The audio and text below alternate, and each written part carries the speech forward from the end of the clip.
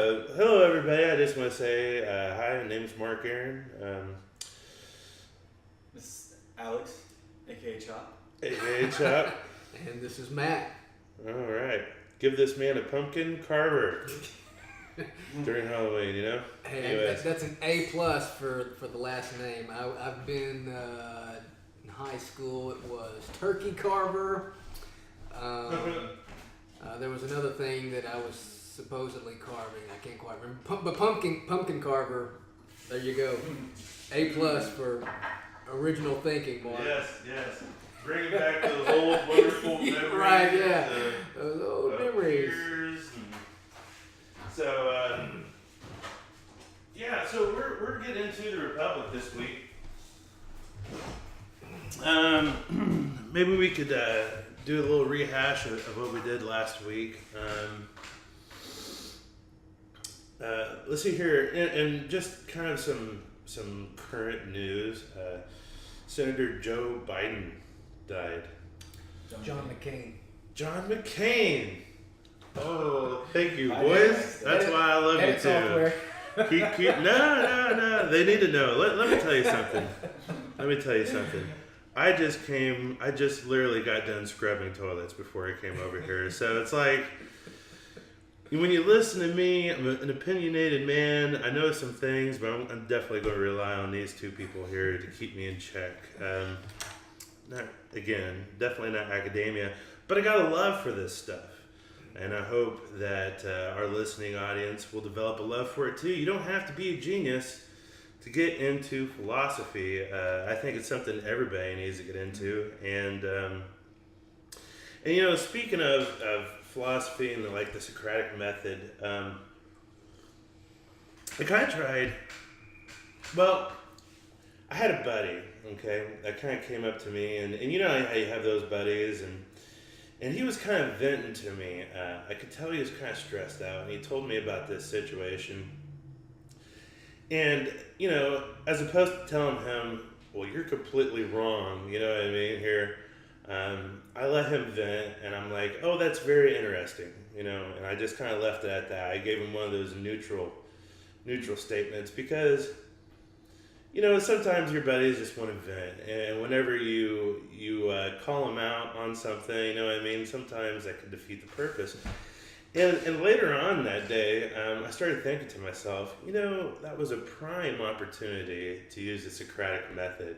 Why did you feel like that was the appropriate response in that situation, But we all have squabbles with our loved ones and those that we're in a relationship, and this was just kind of one of those things. But I could tell he was stressed out, and literally later on that day, he almost got in a car wreck. Just kind of maybe it wasn't him, but I feel like maybe if I could have brought him to that conclusion, then maybe he's stressed out. Maybe he needed a little more rest. Maybe he's not thinking about things quite as clearly as he should have.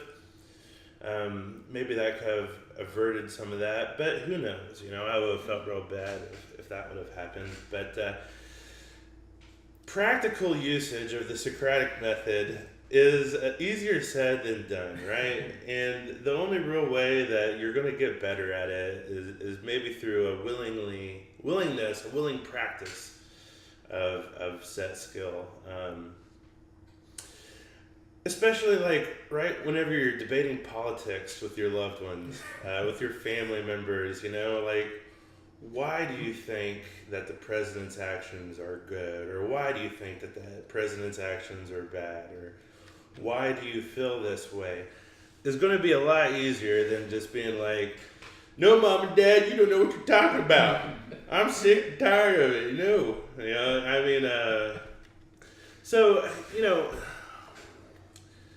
the Socratic method, we kind of talked last week how sometimes it could make them feel like they're getting interrogated or put them on the offense. And again, I feel like Socrates was such a master at his method in which he disarmed people. He approached them with humility as a friend, and it was kind of the opposite of an interrogation, with a lot of the people that he had a discourse with. I think an interesting point there, and Alex said something earlier before we got going. To do the Socratic method, and hopefully it'll become clearer as we talk about it. But to do it well, do you already need to have a position? That is to say, do I already need to know what I think the answer is, and then is it my goal to use the Socratic method to just bring you on board with what I already think is true, or is it genuinely all right? Let's talk through this and figure it out together. Like Alex had mentioned earlier, that just reading the first couple of books, it doesn't even seem like Socrates necessarily has a firm understanding. Like he's just going about it too. But then you'll also hear him offer an opinion. So I guess for me, it's interesting. All right, did he have this in the back of his head the whole time, and is he just leading people along? Is he really a super genius who's just trying to get you to understand something correctly because he already knows, or is the whole process totally transparent and genuine? Are you honestly trying to get to the same point together? I suppose it's open to its abuses.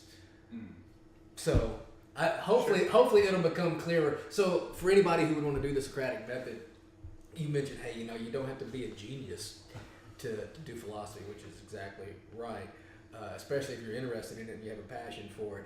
But before you dive into some of these methods, what do you need to know? Do you need to know your subject matter pretty well? I think that's a good thing. It's always good to know what you're talking about. To talk about politics with your relatives, do you need to have a pretty decent grasp on political science and the way things work out in the economy and in international intrigue and so forth? I don't know, but I can't say that it would hurt. Yeah. What's that called? A priori knowledge, right? Yeah, right. A priori knowledge. Yeah. It's like going into it like not. Yeah, I definitely was wondering the same thing because you wonder, is Socrates or Plato writing it? Are they playing at that? Like are they pretending like they're being impartial? And because it seems like Socrates has a position. Yes. It's just kind of, I'm with you. It's like I hope it becomes clear exactly what that position is, because it seems, for example, that his definition of justice is that it's a good thing, that it's wise, that it makes you happier, and so it's like I haven't heard it. We haven't gone there yet, but skipping it. Yeah, he just, and again, is Socrates wise, or is he really knowledgeable, and is that the same thing? And is he just a really good conversationalist? Yeah, is he good? Really good conversationalist. And so, and I think this book, just the way it starts, is very revealing in a lot of different ways. Socrates, he was both wise and smart. He had a good knowledge on vocabulary, and he had that ability that whenever someone told him about something, he could frame it up and really kind of take that subject matter and illuminate it. Right. Something else I want to throw in there, and that kind of goes with what we're talking about. He has this ability to instantly frame an issue and to see where the soft points are that he can press on and ask his conversation partner for a little bit more information. Of course, we know that the Republic is a written document, so at some point somebody had to sit down and write this thing out. So again, it leads you to wonder: was he really that wise, so that on the spot he could frame these things, or is this the crafty retelling of a conversation that took place? And is this guy? I guess maybe how true to form, and if I was familiar with Socrates scholarship, I would know what Socratic scholars have to say about this. But was it instantaneous? Is it the work of just a novelist who's carefully putting these things together? The second thing, before you get going, we had mentioned this earlier too. How would a conversation partner think of the Socratic method as we are using it on them? Would they be like, "Oh, this is interesting," or "Oh, I want to punch you in the face"? And I think that I'm interested to find out how how the conversation partners take Socrates. I know in the clip that you showed last week, the lady sort of, I mean, she understands that it's a exercise and good fun, but she kind of gets a little exasperated at the end. It's like, oh, I don't know the answer to your question. But if you were talking to your friend who just had a hard week, or if you're talking to your parents about the latest President Trump tweet, how's that going to work? Are they thinking, oh, you're just trying to get under my skin, or do they think that we're being genuine and trying to help them arrive at answers? So all of these are interesting questions about usage, practicality. How can we actually take this into the streets and use this at coffee shops and dinner tables without people kicking us in the face? So, and speaking on like political conversation, I know that whenever I'm a 36-year-old man, and I still talk about my parents all the time. Whenever I have political conversations with them, I have my own prerogative. I know exactly how I feel about the issue, and a lot of times I get just extremely very attacking, which is probably a bad way to start a political conversation. And it seems like a lot of times Socrates didn't come from like his own prerogative that he was just wanting to force upon other people, that he was just really wanting to have an elevated discussion. And so that's something to work on. I guess that's a little bit of a difference and a nuance. What is it deal though with some of these like really smart guys like Socrates not being a scribe? Why didn't he write stuff down? He was against. I think I don't know. I don't know if he was against it. I don't know if they just destroyed his work. But he didn't. He was recorded by other people. Yeah. Another guy I know that did that. His name was Jesus Christ. Yeah. An important historical figure. Right? Didn't write a word as far as we know. Totally just chronicled by others. Yeah. What's up with that? What's up with that? Let others tell your story. Go ahead, please. No, just like, let others say. I mean, maybe it's part of that time thing, No more than 24 hours per day cycle, so like, you gotta spend that somehow. It seems like Socrates is very well known among, I don't know who these characters are, maybe just aristocrats or whatever, but they all knew him from a far distance away. What's his name? I can't remember the character now, but they see Socrates and Glaucon walking down the street, asking him to wait up. Like, they call him down. So he's very well respected. I like too that he's kind of feared, but everyone recognized him as this guru, if you will. But they also, a lot of times in this dialogue, accuse him of nonsense and just kind of being silly. And it's like, how can you see him both ways? How could you see him as a fool, but like a wise fool? Right. Which is I what like I was that. asking though too. Is like, is he? How genius? Because it's like, was Socrates a genius, or did he just adhere to this like honest form, and it led him to the truth, regardless of how it made him feel and how it made others feel? Yeah, very good question. Stuff. I hope this is going to come out Yeah. later because these are good questions. So, to start off the Republic, it gives us kind of a list of characters, and again, this is gonna, you have to bear with us, folks. But some of these names I find a little hard. Okay, so there's Socrates, who's the narrator. Glaucon, is that what we're going to call him? Glaucon, that's kind of a funky name. Yeah. Glaucon. People in France have that. Glaucon. All right. You have Adamantius. Is that kind of like adamantium, like Wolverine's, like impenetrable? It may even be helpful to just call this guy Wolverine. Yeah. That would be helpful. Socrates asked Wolverine. And then we have a weird version of me, Polymarchus. Polymachus. No, Polymachus. There's an R in there, I think. Polymarchus. Yeah, you're right. Is that Polymarchus for sure? I would think that's how I pronounce it. All right. what about the C one? I don't want to say syphilis, but that sounds like an STD. You know what I mean? Like, I think it's close. It's probably it's going to have like a sound. So I think syphilis would be better than syphilis. It's going to be hard for me to keep a straight face if we call them syphilis. So. And this is where the whole thing takes place at his house. It should be fun. Yeah. But I think he's an important character, especially that we're going to talk today. So it's important that we figure his name. So what would he say his name? Syphilis? Syphilis, yeah. Syphilis. That's what we'll do it. Yeah. I agree. Let's just go with that. And here's the guy that doesn't have the R. Thrasymachus. Right? There's Thrasymachus. There's Polymarchus. All right?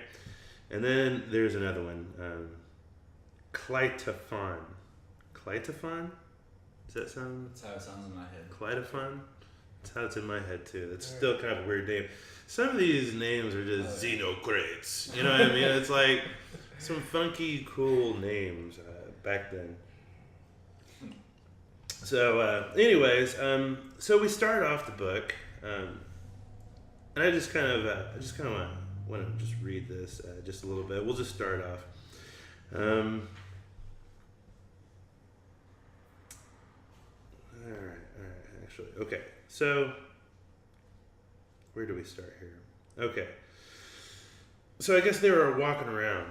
I went down yesterday to the Piraeus. I guess that's kind of like a fancy place, theater, something like that, with Glaucon, son of Ariston, and they're offering prayers up to the goddess. So, the way I was in that one documentary, she describes it as like a war-torn civilization, and the case, but that doesn't mean that there wasn't a lot of activity, right? There was always some sort of hustle and bustle in the air with like religion and religious ceremonies, and it was almost like part of the entertainment, right? There would be a festival in commemoration of this or that. All the time. Good fun stuff, especially in Athens. Athens was, and a lot of culture flourished from there, right? A lot of their way of doing things as opposed to other people, and that's interesting whenever you start to, develop a really beautiful culture, Okay, so anyways, they're walking down. All right, and Syphilis. What did we say? Syphilis. All right. Syphilis chanced to catch sight of us from a distance as we were starting on our way home, and he told his servant to run and bid us wait for him. The servant took hold of me by the cloak behind and said, "Polymarchus desires you to wait." So this is the first part. I want to kind of pause. The servant took hold of me by the cloak. This is me just kind of, I like to make oddball correlations, you know what I mean? And again, I find I want the religious community, the modern religious community, especially of Christians in this country, to really take hold of philosophy and to really use it as a possible insight into their own religion. Is there an insight here to this servant taking hold of Socrates' cloak, not saying anything? Is there an insight into Christ that we might be able to find in their story where someone grabs Christ by the cloak? There is, yeah. What's going on there? A lady with what's called in the Bible a flow of blood, so which rendered her ceremonially unclean from a Jewish perspective, which means that she's supposed to stay away from people. Yeah. Because uncleanness, whether literal or metaphorical, was contaminating. So if you were unclean, you were not to contact other people. Even if literally she touched you, nothing would happen. But at the same time, she was ceremonially unclean, so she has to stay outside of normal human interactions. And she had spent years, the text says she had 12 years of this particular problem. No doctors. She spent all of her fortune paying doctors to try to figure out stuff. And of course, they could not. So she, in the midst of this crowd, Jesus has been called to a centurion's home. No, I'm sorry. Let me back up. Not a centurion's home.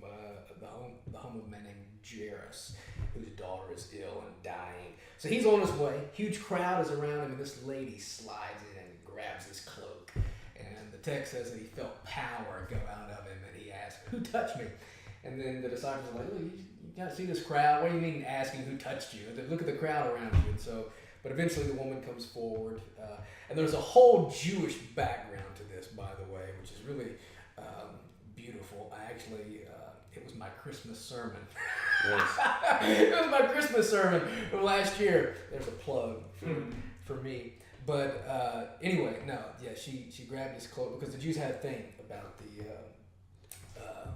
cloak. It was called it was where their tassels were hung. I'm probably getting off base here, but anyway, there was a legend that not a legend, but a tradition that came from the Old Testament about how the one that God was going to send would be like the sun, and healing would come in his wings. Well, the Jews referred to the corners of their cloaks where their tassels were. The tassels were reminders of God's commands. Every time you see your tassels, you're like, oh, commandments. Those were called, the same word for wing that was used in that particular passage in Malachi is also used for the corners of their robes. So tradition developed that when the Messiah comes, he will have healing in his wings.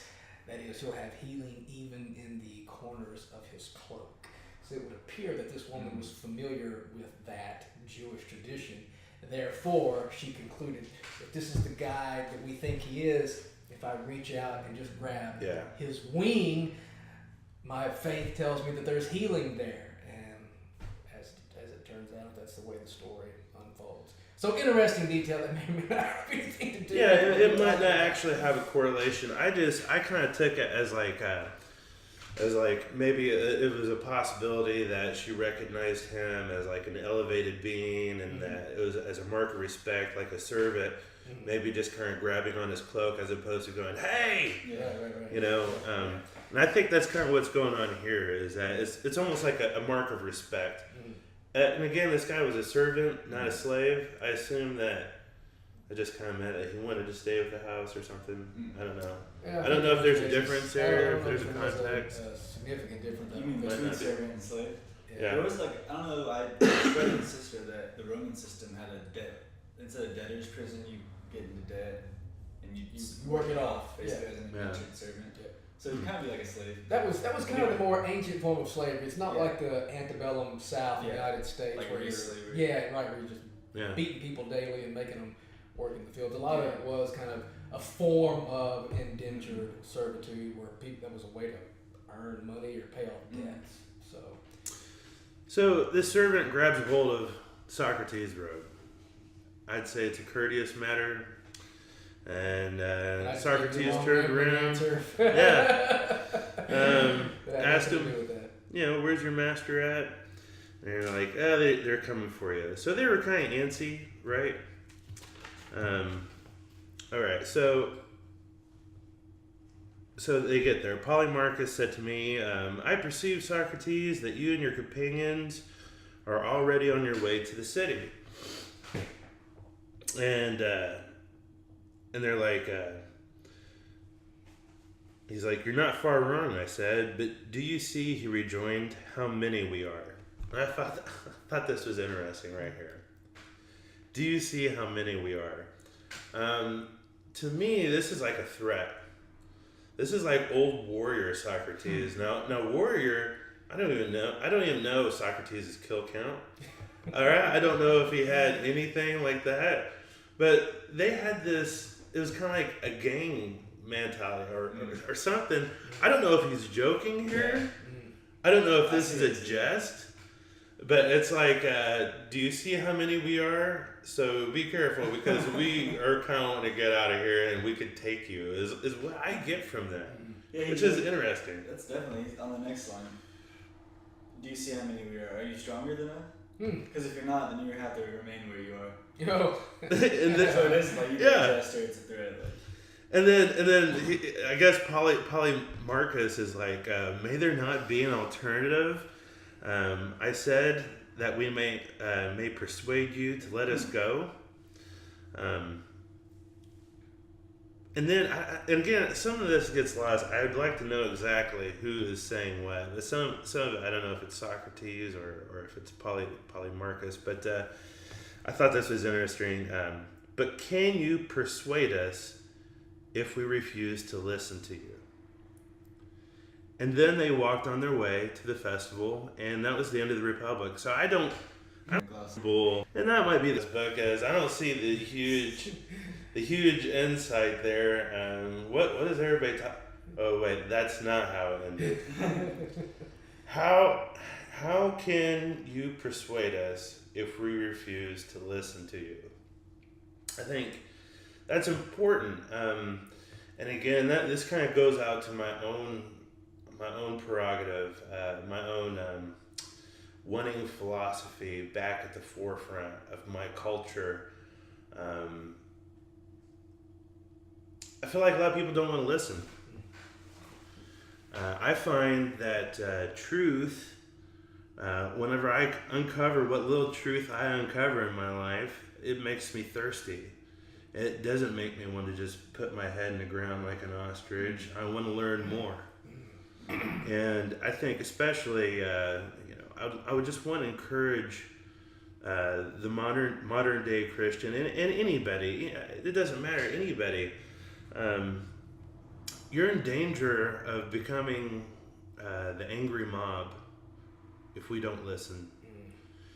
If we can't actually make a logical rationalization of certain things.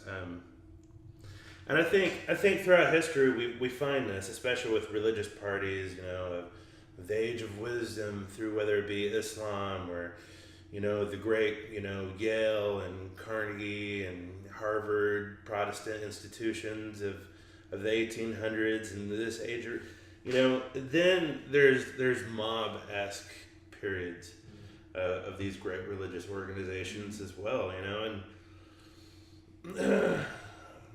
I just think truth never hurt really anybody, you know what I mean? And that we need to have these conversations. If we refuse to listen, this conversation is going to end real quick, right?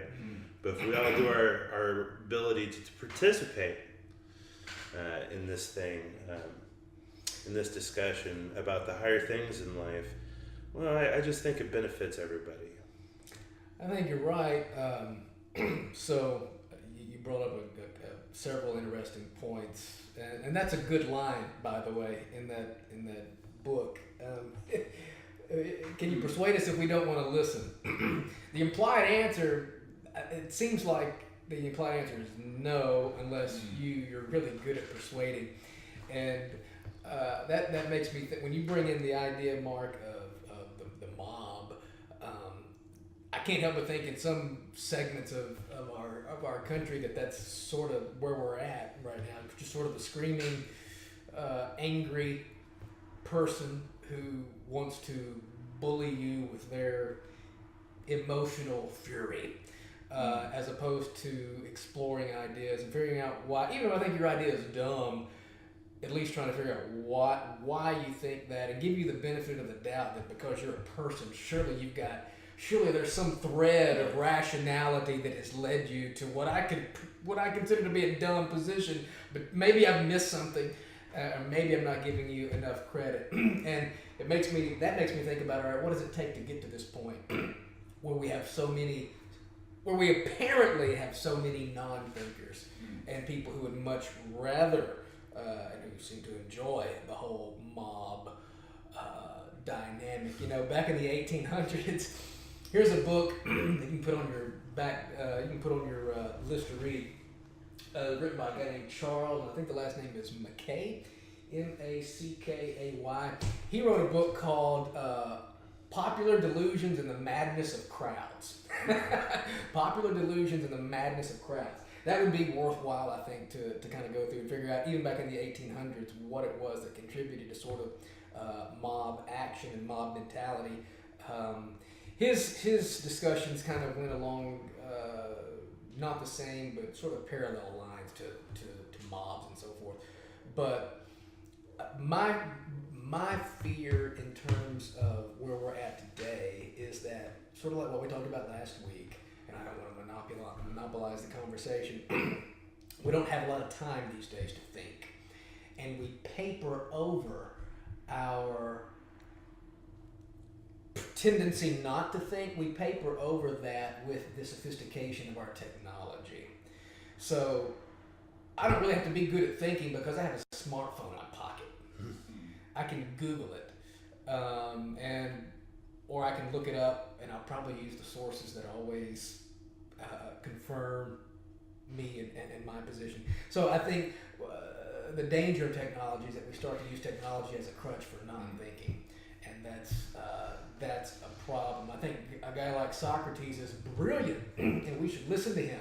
But in my experience with other people dismiss the ancients because they still maybe thought that the Earth was at the center of the solar system and all that jazz. Whereas, you know what? Take away our technology, and a lot of us would be the same bumpkin-like people that we point our fingers at. So I think sometimes technology kind of puts lipstick on the pig of society.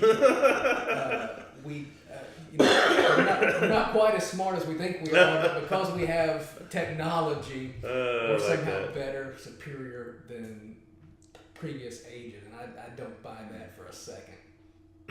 My humble opinion. Right. But go ahead. Did you have something? No, there's such thing as the educated fool, right? There is, yeah. You can be so educated that you're reduced to idiocy almost because you think you know everything, and that is when you've stopped learning. I think is when you think you know everything. Yes. One of my role models, he's no longer with us, is Christopher Hitchens. I don't know if you've heard. Oh yeah, Christopher Hitchens. Brilliant thinker, but I like what he said in his book. I think it's Letters to a Young Contrarian. It's his advice to people who see themselves on the outs of the majority's opinion. But he says his maxim is, it doesn't matter what you think, it matters how you think.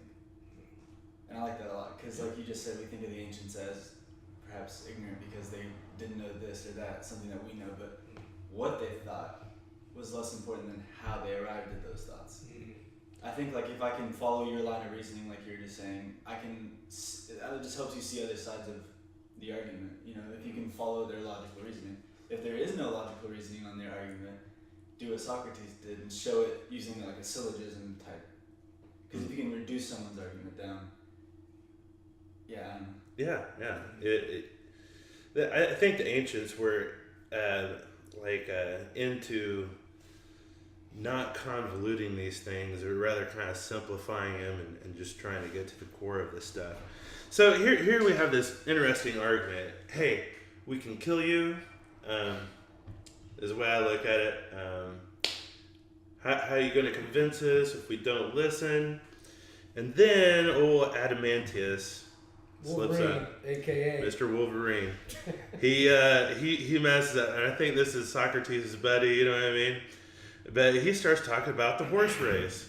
Apparently, they were going to have this really cool horse race at night. And they're going to have torches, and who knows what the track was going to be like. And again, if you think horse racing by day is exciting, wait till you can't even see the track, and you have to really have faith with your horse, and you're passing off torches. I mean, it sounds like a really great time. They were excited. They were pumped up. Socrates completely about changed horses. his mind. He's thinking about, no, we should leave, but then they tell him about this horse race. It's like, are they going to carry torches and pass them to one another? Right, like, He's all giddy about it. And I'm sure, and especially in Athens, I mean, you're an island nation. I'm sure horses were kind of exotic, right? You know what I mean? Like a horse race in Athens, around the streets. Who knows? That's pretty cool, man. Like, who wouldn't want to see that? But we find that they're convinced, and they go to the Pannonian, which is where Cephalus. I know I'm not getting his name right. Anyways, they end up missing out on the horse race, I think, for bland conversation like what we're doing right here, right now. And Cephalus is an old guy, and whenever they get there, Cephalus is like, Socrates, you should see me more often. I would see you if I could, but I cannot. I am an old man. They're talking about this great conversation. I replied, there is nothing which, for my part, I like better, Cephalus, than conversing with aged men, for I regard them as travelers who have gone a journey which I too may have to go, and whom I ought to inquire whether the way is smooth and easy or rugged and difficult. So here we start this masterpiece with an honor and a respect for the wisdom of old age. And here we have this guy.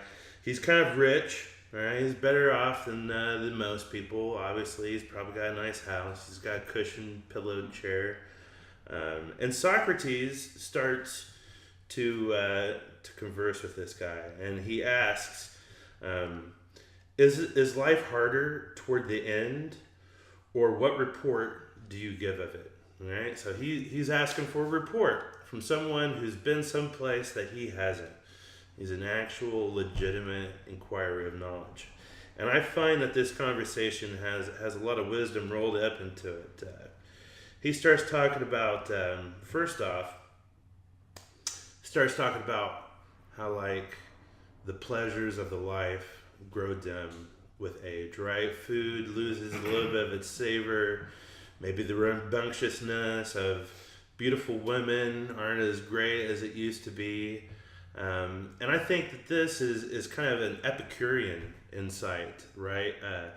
That's kind of interesting to where, pain and pleasure are driving forces maybe in a young man's life. But you see that to be alleviated in old age, which is kind of interesting. So he poses this question. You see an ease of these things. Is that dark? Is it bad? And he starts talking about, a lot of old people go through this to where things that they liked just don't give them the same amount of pleasure as it used to. And then he goes to saying, I too, being old, and every other man who have felt as they do. This is, I'm just going to backtrack. Some complain of the slights which are put upon them by relations, and they will tell you sadly how many evils their old age is the cause.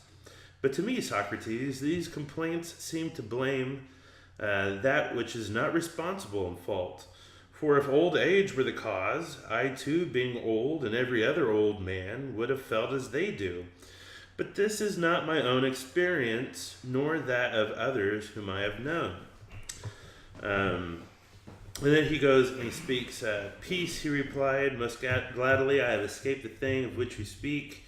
I feel as if I have escaped from a mad and furious master. His words have often occurred to my mind since, and they seem as good to me now as at the time he uttered them. For certainly old age has a great sense of calm and freedom when the passions relax their hold. Then, as Sophocles says, we are freed from the grasp, not of one mad master only, but of many. All right, so they're talking about this influence, right, of the pleasures on people's lives. All right, I think that's interesting. Especially considering that I see Socrates more of like a stoic guy, not really thinking about pain or pleasure being a master, but more like kind of a consequentialist, like just kind of really studying nature. He seems more of like a void and substance guy to me, just pure logic, just trying to get to the bottom of things. So I think this is an interesting conversation that they're starting off with this. And here's where I really think the point comes in. You see here, the truth is, Socrates, that these regrets and also the complaints about relations are to be attributed to the same cause, which is not old age, but men's characters and tempers. For he who is of a calm and happy nature will hardly feel the pressure of age, but But to him who is an opposite disposition, youth and age are equally a burden. Boom. It's a powerful comment. Someone of that disposition, where you're just disgruntled all the time. Hey, let me tell you something. If you're a 25-year-old, right, and life stinks, it's going to stink when you're old too, right? Unless you change something. If you change your disposition, if you can kind of figure out the savor of life, you're going to run into the same trap. If you think it's bad now, it's going to be bad then. If you can turn them lemons into lemonade now, whenever you're older, you can turn them lemons into lemonade then. And then, and I don't know where it says it at. I don't know if I have it. But again, the pleasures of life may lose their senses, but to Cephalus here, the pleasure of good conversation, of philosophical thinking, of these higher things in life, never lose their savor. Even in old age, even whenever the senses are dim, it's still as important in old age as it is in youth. Some final thoughts on this episode. The Republic begins with some friends going to a festival. And instead of going to a horse race with torches at night, they decided to visit and talk with an old rich fella. And not just to talk, but to have a conversation in which collectively everyone would come out thinking differently. At the beginning of the encounter, the friends were the majority, the stronger. Their consensus was to watch the race. The majority was wrong. The horse race was not the event to go to that evening. The event that would change human history forever would begin at Cephalus' house. And this horrible mistake was corrected.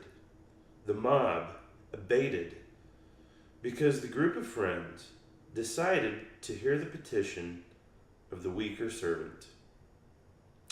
They decided to forego what was in their best interest for the sake of honor and respect.